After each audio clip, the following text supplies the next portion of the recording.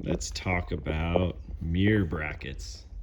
What do you want to know? We get a lot of questions about a lot of things. How about, does the wing window work? Oh, cool. How about the wing window seals? People ask if you got to cut that thing to get it back there behind that plate.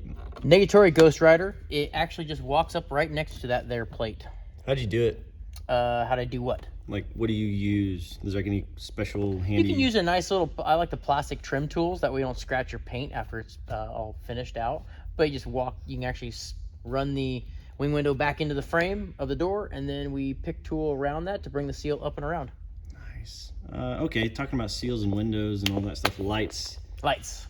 So wiring. So where do you like to tap in for these guys? For your external lights on this guy, for if you want to make that into a marker light, we will change that. We'll pull the mirror apart, change it to a marker light, and then I go off the signal off the headlight switch.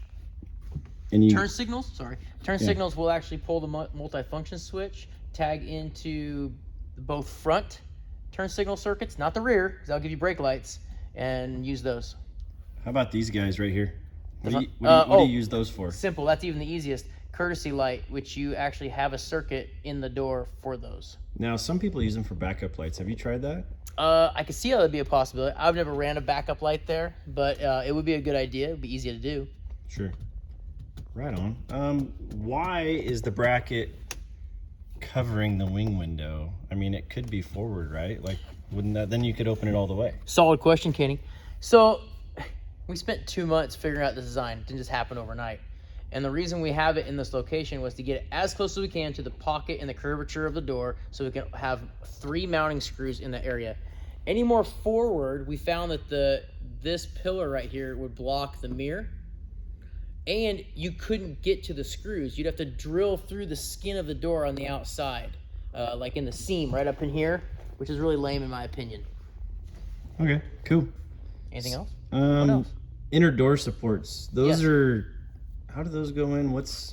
They bolt in, you don't weld them in, and they actually support and transfer the weight to keep this area from flexing. People think these old trucks are made out of like the best steel ever. It's thin sheet metal. They flex big time. So besides having a double plate, we want to make sure that the bottom of the door is not flexing. Okay, and mirror brackets, when you're putting them together, you mock them on or off the truck with the doors? We love to leave the doors on. We cover everything, and then we'll tack weld 2 tacks to make sure our angle's right. These mirror plates can actually be pitched out. We also like to oversize the holes depending on what you want to do. It's in our instructions. That way you can rotate these mirrors a little bit, because one thing, people's mirrors going up at an angle is lame. You can get that by having them rotated too far forward, and they look like they're pointing up to the stars. So we will actually bring the mirror plate out a little bit, and we'll actually rotate them a little bit so it looks like it's, so where it should be sitting level and flat.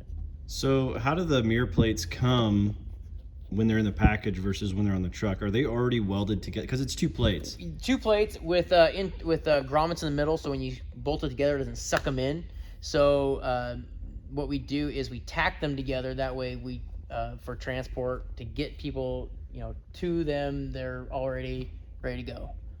And then you weld it inside and outside? Yeah, we love to weld. We'll do a stitch seam on the inside to start off with, and then we'll go to the outside, and we go to the inside, and we're trying to not pull the door one way or the other when you weld that bracket.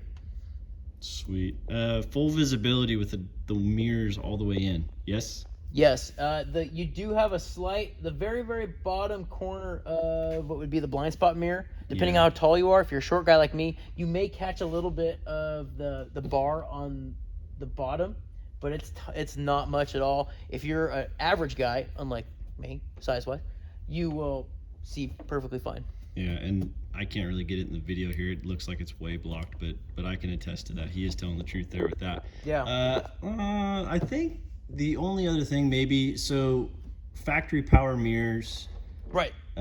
Tying that all together, I know there's something about not all these mirrors are wired the same as far as color codes, stuff like that. Dude, it depends on what company overseas you're getting your mirror from and what wiring harness they are. they're using. So how do you figure out what's what? What's the best way to do that? We use a power probe, which is a tool we have here that we hook to 12 volts, and then we can power up a circuit. Okay, cool. Right on. So we just find the circuit, figure out if the colors aren't the same. We just use our power probe. We know where the ground's at, and then we just back probe it, and we'll hit each circuit to figure out what's mirrors, what's up, down, right, left, and then obviously courtesy light, and then whatever's marker light. Cool. Thanks, Anything Dev. else?